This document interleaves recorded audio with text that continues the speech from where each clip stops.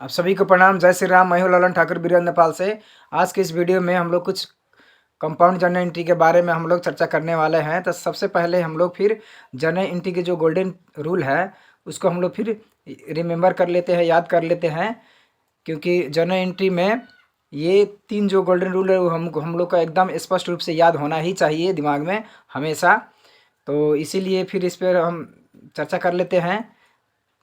Journal entry के जो 3 नियम हैं, जैसे पर्सनल अकाउंट, रियल अकाउंट और नॉमिनल अकाउंट, इसको जो रूल्स है उसको याद होना हम लोग का एकदम इम्पोर्टेंट रहता है। तो पर्सनल अकाउंट में क्या होता है, डेबिट द रिसीवर और क्रेडिट द गिवर। उसके बाद में रियल अकाउंट में क्या होता है, व्हाट कम्स इन डेबिट और व्हाट गोज आउट क्रेडिट। उसके बाद में नॉमिनल अकाउंट में क्या होता है, all expenses are losses are DR, all income and gain are CR। इसी 3 नियम के आधार में चाहे सिंपल जर्नल एंट्री हो, चाहे कंपाउंड जर्नल एंट्री हो, चाहे मिक्स जर्नल एंट्री हो, सारा इसी पर आधारित ही सारा जर्नल एंट्री पास होता है। तो चलिए हम लोग देखते हैं आज के इस वीडियो में कुछ compound journal entry. Compound journal entry में है CASE केस नंबर 18 में है RS 500 due from Ramesh and bad डेप्ट नाउ रिकवर्ड। इसके अर्थ होता है, रमेश से जो लेना था 500 रुपया उधार लेना था, वो बैड डेप्ट हम लोग लिख चुके थे पहले, लेकिन वो फिर हम लोग का जो बाकी पैसा था वो आकर दे दिया। तो जब पैसा, कोई डूबा हुआ पैसा जब हम लोग के पास कंपनी में आता है तो उसको बैड डेप्ट रिकवर्ड कह के लिख दिया जाता है, वो कंपनी के लिए इनकम हो गया। यदि कोई व्यक्ति पैसा नहीं देता है, डुबा देता है, इंसॉल्वेंट होता है, दिवालिया हो जाता है, टाट पलट जाता है, तो उसको हम लोग बैड डेप्ट लिख देते हैं। लेकिन 2 साल, 4 साल, 5 साल, 10 साल के बाद में अगर कोई बाकी लेने वाला व्यक्ति यदि पैसा वो दे देता है तो उसको बैड डेप्ट रिकवर्ड करके हम लोग दिखा देते हैं। तो इसी के केस है ये, due from 500 Ramesh and bad डेप्ट नाउ रिकवर्ड। तो इसके अर्थ होता है, कैश अकाउंट DR 500 रुपये आ गया तो लिख देते हैं हम लोग, और टू बैड डेप्ट अकाउंट 500 लिख देना है। रिकवर्ड भी हम लोग लिख सकते हैं, RECOVERED, रिकवर्ड, बैड डेप्ट रिकवर्ड। अब बिंग में क्या लिख देना है, बिंग बैड डेप्ट रिकवर्ड। अब वैसा ही केस नंबर 19 में है, कैश पेड टू राम को पैसा तीरा गया है RS 2200 which includes RS 2000 principal and 10% interest for a year. 1 साल के लिए इंटरेस्ट है 10%, 2000 का 10% यानी कि 200, 2000 का 10% 200। प्रिंसिपल माने सामा होता है, मूलधन होता है। तो 2000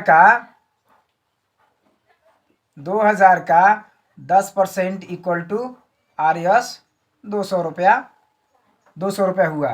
तो अब इसमें क्या करना है, जब हम लोग राम को पैसा तीरते हैं, राम को जब पैसा तीरते हैं तो लेने वाला व्यक्ति कौन है, राम है। तो पर्सनल अकाउंट में चला गया, तो डेबिट द रिसीवर और क्रेडिट द गिवर। तो क्रेडिट इसमें तो नहीं है, इसमें तो कैश है, कैश जाएगा हम लोग को, हम लोग के कंपनी से कैश जाएगा। तो इसीलिए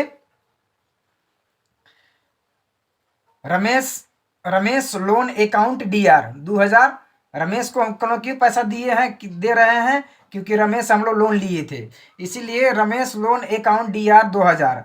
अब 2000 के 10% जो 1 साल के हम लोग ब्याज तीरना पड़ेगा, देना पड़ेगा, वो 2000 का 10% 200 रुपया, तो 200 रुपया भी देना पड़ेगा। तो रमेश अकाउंट DR 2000 और इंटरेस्ट ऑन लोन जो ये 2000 रुपया है, प्रिंसिपल अमाउंट 2000 रुपया है, उसमें के 10% हम लोग का इंटरेस्ट देना पड़ेगा। तो ये भी हम लोग के लिए, कंपनी के लिए खर्च है, तो इसको डेबिट कर दिए।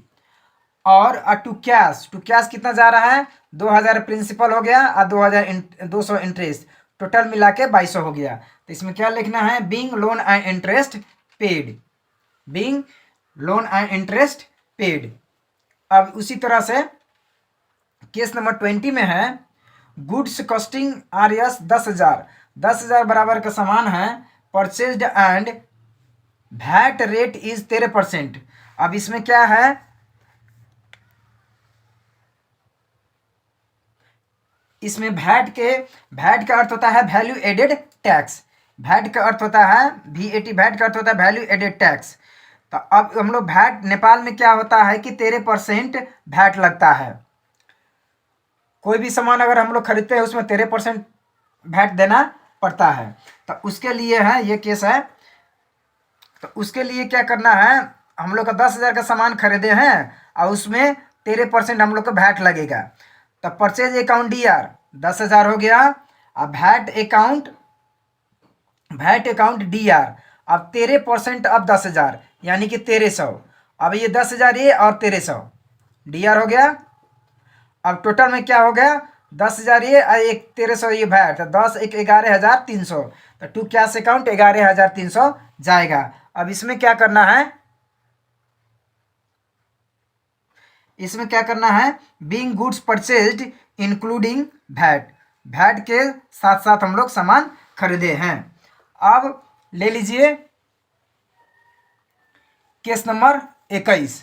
अब केस नंबर 21 में आप देख सकते हैं,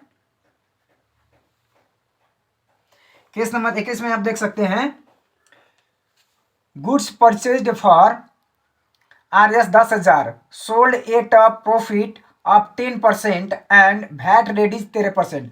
अब इसमें क्या है कि 10,000 का जो सामान हम लोग खरीदे हैं उसमें प्रॉफिट लेना है 10% और उसके बाद में भैट रेट है 13%। तो इसमें इसको कैलकुलेशन समझने के लिए सेल्स इक्वल टू होता है कॉस्ट प्राइस प्लस प्रॉफिट। तो कॉस्ट प्राइस इसमें क्या है 10,000 और प्रॉफिट है 10%। 10% का अर्थ होता है 10,000 के 10% यानी कि 1,000। तो टोटल हो गया 10,000 प्लस 1,000, 11,000 हो गया। 11,000 सेल्स प्राइस हो गया। तो अब इसके जर्नल एंट्री बनाने के लिए क्या करना होगा, जब सामान हम लोग खरीदे हैं तो खरीदा हुआ सामान उसको 10% प्रॉफिट लेके फिर हम लोग बेच रहे हैं। जब हम लोग सामान बेचते हैं तो पैसा आता है कैश अकाउंट DR। तो पैसा आता है कैश अकाउंट DR और टू सेल्स अकाउंट, सेल्स कितना को हुआ है 11,000 बराबर के सेल्स हुआ है। तो 11,000 ये हो गया। अब सेल्स करने के बाद में तो तब हम लोग का भैट भी तिरना है। तो भैट कलेक्टेड अकाउंट का के लिखना है 1430 रुपया। अब इसमें क्या लिखना है 11,000 के 13%। ये जो सेल्स लिए है, सेल्स किए हम लोग 11,000 के 13% 1430 रुपया हुआ। अब cash account DR to sales account to VAT collected account का के 11,000 आइए 1430 रुपये जोड़िएगा तो 12,430 रुपये हो जाएगा। अब इसमें बिंग में क्या लिखना है, Bing good sold and cash received including भैट, इंक्लूडिंग भैट करके हम लोग सामान बेचे हैं। अब उसके बाद में केस नंबर 22 में है, 22 में है, भैट ऑन एबव ट्रांजेक्शन, जो ऊपर का जो ट्रांजेक्शन है, transaction is paid to inland revenue office. Inland revenue office का अर्थ होता है आंतरिक राजस्व कार्यालय, IRO।